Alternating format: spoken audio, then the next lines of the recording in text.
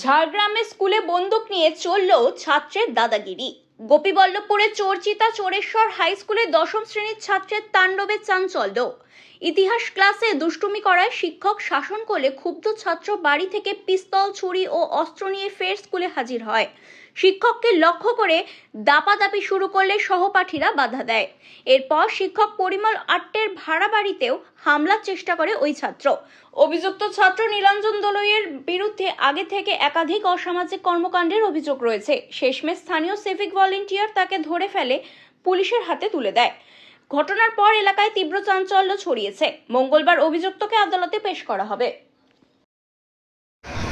Charida চোরেশ্বর high স্কুলে শিক্ষককে বন্দুক দেখিয়ে হুমকি এবং মারার চেষ্টা তৃণমূল নেতা ছেলের, কি বলবেন?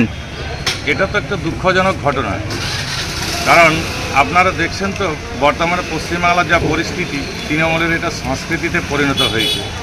তৃণমূল এর ছেলে, তৃণমূল তার বাবা দলের একটা বেশ দায়িত্ব পদে আছে, তার যদি ছেলে আজ বন্দুক পাচ্ছে কোথায়? এই সমস্ত ছাত্ররা। আসলে তৃণমূলের যে প্রত্যেক নেতার বাড়িতে একটা করে বন্দুক আছে সেটা তার প্রমাণ দিচ্ছে। বন্দুক, পিস্তল, বোমা এরা এইগুলোকেই ভালোবাসে, এই নিয়েই এরা বেঁচে আছে। পশ্চিমবাংলায় রাজত্ব করছে, তৃণমূলের এটা একবার সংস্কৃতিতে পরিণত করেছে। কি চাইছেন আপনারা? আমরা এটা একটা নিন্দাজনক বা ধিক্কার জানাচ্ছি। এই ঘটনা সত্যি আমাদের কাছে দুঃখজনক। আমি একজন পশ্চিমবঙ্গবাসী হয়ে আমাকে নিজেকেই লজ্জিত লাগছে। যারা বা যাদের সন্তান এই সমস্ত কাজের সঙ্গে যুক্ত হচ্ছে, তাদের সেই সন্তানদের তো দূরের কথা, তার বাবা মায়েরও শিক্ষা নেওয়া উচিত যে আমরা পশ্চিমবাংলাটাকে কোন জায়গায়, কোন সংস্কৃতিতে এবং পশ্চিমবাংলার সমাজটাকে আমরা কোথায় নিয়ে যাচ্ছি।